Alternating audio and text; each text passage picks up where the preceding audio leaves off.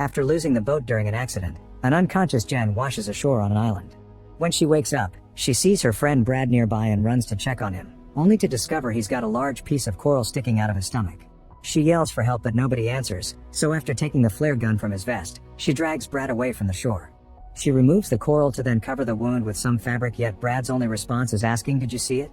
Jen thinks he needs some water, so she runs into the jungle to find a coconut and breaks it with a rock. Unfortunately, by the time she returns, Brad is already dead. Afterward, Jen explores the island, but walking down the beach just makes her do a full circle until she's back where she started. Then she explores the jungle and finds a bunch of stuff that's been there for a while, judging by its condition. Jen yells for help again, but nobody answers, so she searches the bag and finds some medicine. Next, she checks the cooler and finds some sealed soda bottles. There are more objects under some leaves, like a little metal box in which Jen finds matches, some sailcloth, and a bag with toys. Suddenly, Jen hears a weird noise and goes looking for the source. It's coming from a hollow tree, and when she looks inside, she's startled by a bird flying out. Then Jen covers Brad's body with some big leaves. Noticing the sun setting, she looks for a spot to spend the night right before it starts raining. She covers herself with a sailcloth and leaves some things out to collect water. The following morning, Jen finds tons of dead fish on the shore and begins collecting them in a bag. She's also shocked to find a dead shark with nasty gashes on its body. Jen uses rocks to cut all the heads off and keeps the fish in the cooler for later consumption. While looking through another bag, she finds a notebook and tries to read it, but the water has erased all the text. Among the pages, there's a picture of a couple that makes her feel extra lonely. The next time Jen explores the island, she finds some piles of rocks and a cross-shaped branch, which makes her realize those are graves. This inspires her to dig a hole in the sand and throw Brad's rotting body in it to then cover it with leaves and sand, finishing the grave with a piece of wood with Brad's initial. That night, Jen hangs the sailcloth, which has gashes that match the shark, and starts a fire with the matches to cook the fish. In the morning, Jen is horrified to discover Brad's body is missing and the grave is full of blood.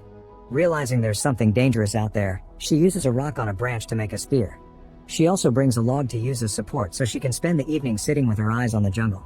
Eventually, Jen falls asleep and is woken up in the middle of the night by a strange noise. However, she can't see anything among the trees and assumes it was the fire. The next day, Jen notices some items floating nearby and gets in the water to retrieve them.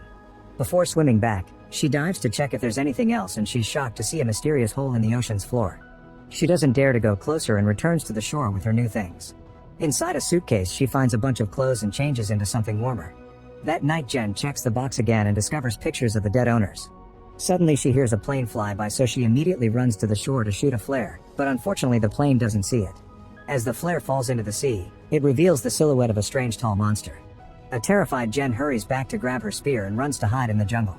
Soon the monster steps on the island and searches among the bushes, but it doesn't see Jen and leaves without attacking. The following morning, Jen notices the monster made a mess out of her camp. When she picks up the old pictures, she discovers the monster's eyes in the background. Desperate to escape, Jen puts Brad's and her life vests inside the suitcase, then she takes it to the water.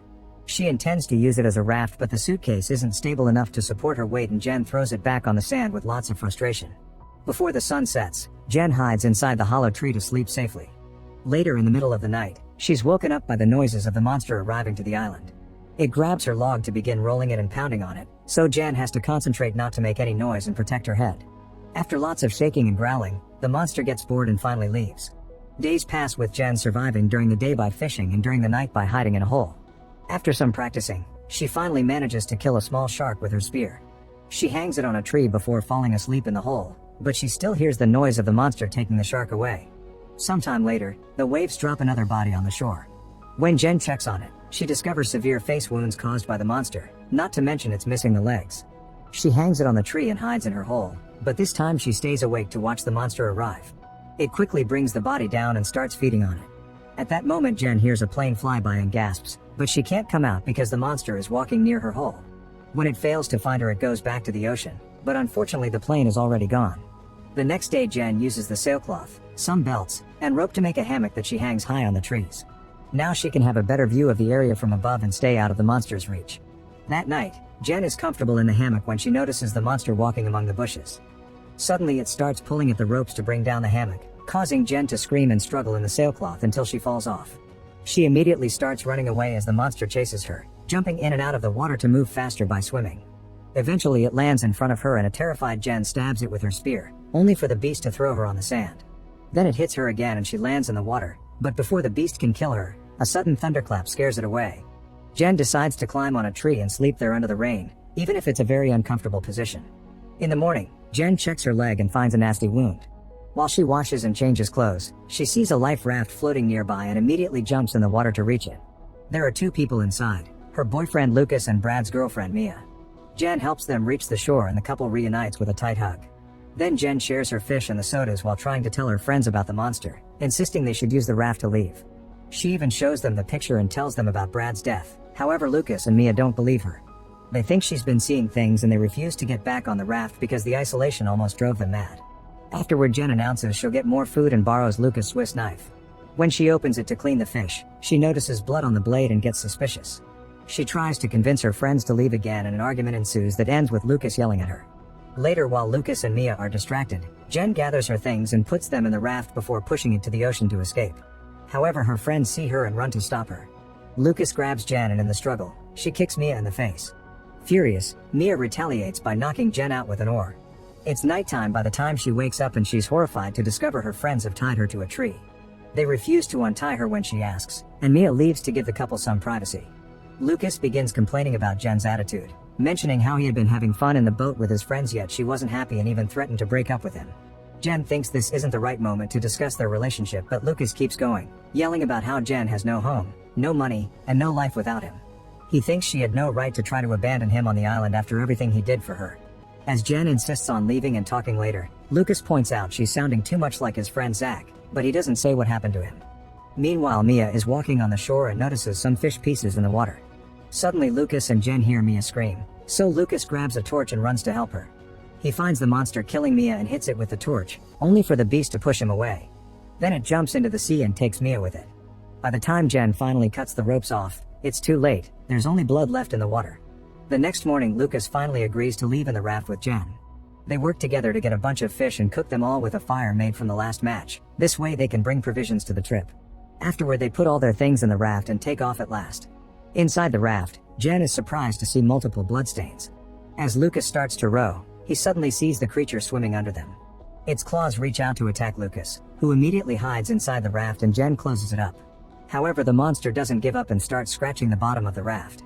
After a few hits that make the whole structure shake, the monster punches a hole and pokes its head in. Jen immediately kicks it and Lucas starts shooting the flare gun. The first time he misses, but the second flare lands in the beast's mouth. The duo then uses the chance to push it back into the water with the spear. For a second they think they're safe, however the creature reaches through the raft base again and drags Jen underwater, intending to take her to his hole. While she struggles against its hold, Jen remembers Lucas' dagger and uses it to stab the beast, who lets go of her and swims away. At that moment it sees Lucas jumping in the water to rescue Jen and quickly swims towards him, grabbing him at the last second to then drag him into the hole. After yelling in grief, Jen swims back to the shore and notices the fire they supposedly put off still has a little spark left. Jen runs to work on rekindling it until proper flames appear again. Afterward, she grabs the notebook and writes a letter explaining what's happening in case she dies and someone finds her. Jen has a plan in mind which includes making a bunch of spears, gathering wood and leaves, and digging holes in the sand. This causes her to find a skeleton, so she decides to use the bones for her plan as well. When night falls, the monster comes out of the water and starts wandering through the jungle, following the smell of fish. Once the beast reaches the bait, Jen lights a bunch of pyres on fire to trap the monster in the middle. Then she surprises the creature with her spear, stabbing it once before running to hide behind a tree. The monster goes looking for her and Jen waits to have its back on her so she can stab it with a bone, only to quickly be knocked down. She doesn't give up and immediately stabs the monster again, so this time it hits her hard enough to send her flying. Noticing that the beast is bleeding and in pain, Jen decides to keep on fighting. She stabs it over and over again with any piece of bone she can find, sometimes getting hit in the process. The creature pushes Jen down on the sand and she stabs its arm to free herself. Then it grabs her legs and pulls her closer to pick her up by her face, ready to finish her. Jen takes out one last piece of bone and repeatedly stabs the wound she left earlier to force the monster to drop her.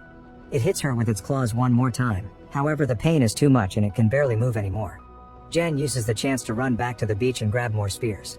Soon the monster catches up to her, but after roaring very loudly it collapses on the sand. Since it's still breathing, Jen stabs it with the spear until it's finally dead for good. Then she takes a piece of its very hard shell and uses it to cut the monster's head off. With the head as proof of what happened, Jen begins making her way to the raft while the jungle burns behind her. Make sure to subscribe and turn on notifications so you can watch more videos like this. Thanks for watching.